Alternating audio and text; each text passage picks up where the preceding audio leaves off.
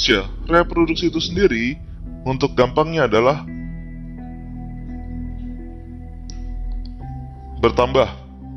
Makhluk hidup selalu cenderung untuk mempertambah jumlahnya, untuk memperbanyak gen-gennya, karena itu mereka harus bereproduksi kan.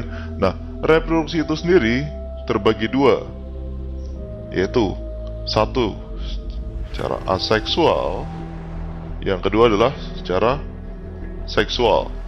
Nah, aseksual ini gampangnya seperti ini.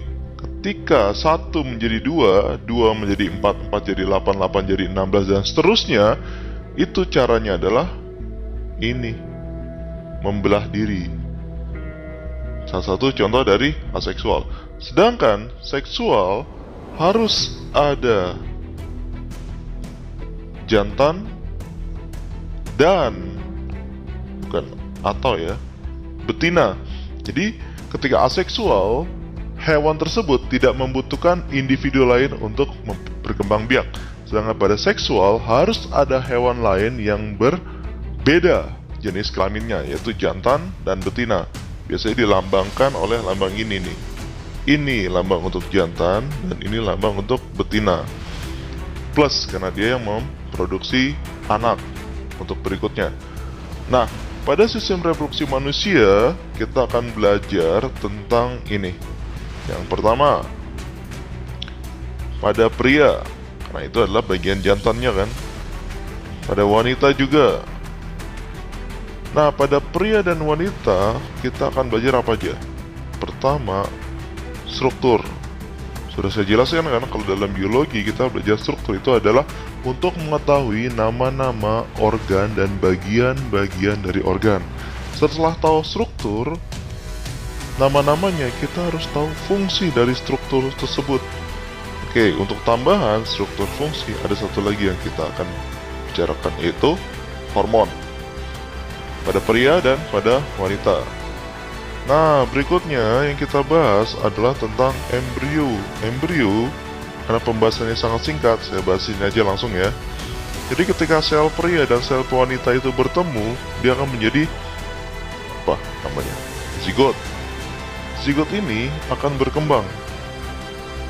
Satu sel menjadi 2 sel melalui proses mitosis. Lalu dari 2 sel menjadi 4 sel, lalu menjadi bola-bola sel. Sangat banyak. Nah, ini anggap bola-bola sel. Nah, dari bola-bola sel ini nantinya akan membentuk lekukan. Nah, lekukan ini akan membentuk bagian masing-masing, namanya terdiferensiasi. Kita sudah belajar di jaringan tumbuhan bahwa diferensiasi adalah spesialis sel. Sel ini belum terspesialisasi, hanya bentuknya sama. Nah, bagian ini menjadi tulang punggung, ini menjadi tangan, ini menjadi jantung. Nah, itu artinya terspesialisasi. Akhirnya dia akan membentuk janin yang kita kenal selama ini. Oke, itu adalah perkembangan dari embrio, dari zigot, yang artinya adalah zigot, pertemuan antara sel sperma dan ovum, lalu menjadi bola-bola sel. Ini namanya morula, lalu akan menjadi janin. Itulah yang disebut perkembangan embrio. Nah, berikutnya yang terakhir kita akan bahas di bab ini juga adalah ini yang harus dihindari. Kita akan membahas ini bagian akhir, penyakit menular seksual. Oke, sekarang kita mulai dari mana nih? Kita mulai dari penjelasan tentang pria dan wanita kan.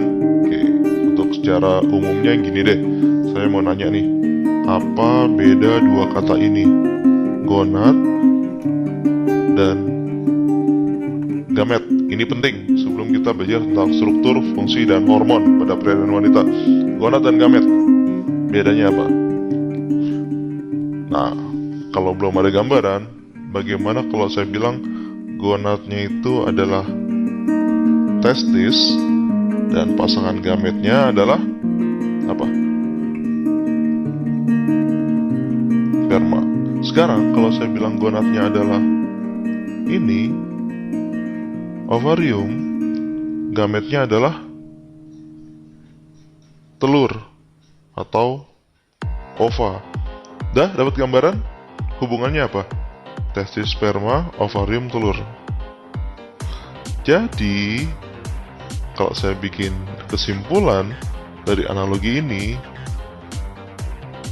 gonad adalah organ atau kelenjar yang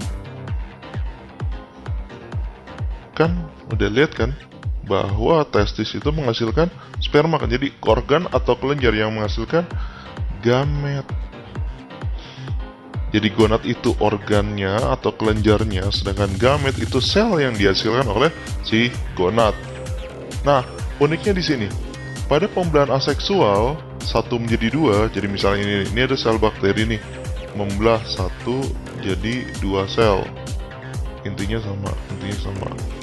Masing-masing materi genetiknya itu sama, tapi pada pembelahan gonad dan menghasilkan gamet itu materinya tidak sama. Kenapa? Nanti saya jelaskan dari pria dan wanita.